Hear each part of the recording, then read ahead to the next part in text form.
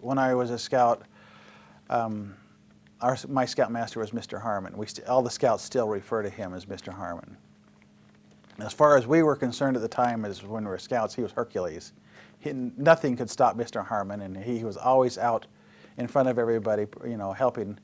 When I was called to be a scoutmaster, the first person I called was Mr. Harmon.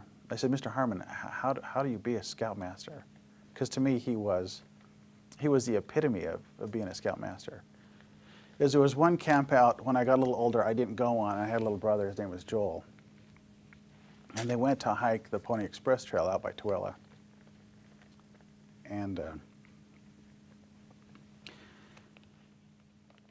we got a call Saturday morning that there was an accident. And to make a longer story short, we found out that my little brother had been hit by a car while they were crossing the road. And he was killed on that scout hike. Before the funeral, you see somebody that you have a lot of respect for. You know, you feel such an incredible responsibility. Accidents happen.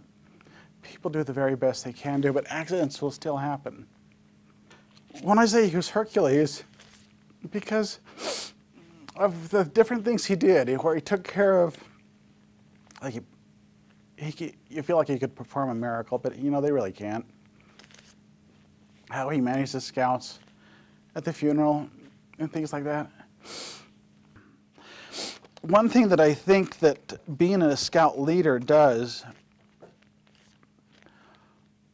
one thing I think that being a scout leader does for you for the rest of your life, you have a connection with youth. You have a common something that you can talk to any other Boy Scout about. You can say, how are you doing in scouting? What merit badges are you working on? Which helps young boys be able to communicate with adults.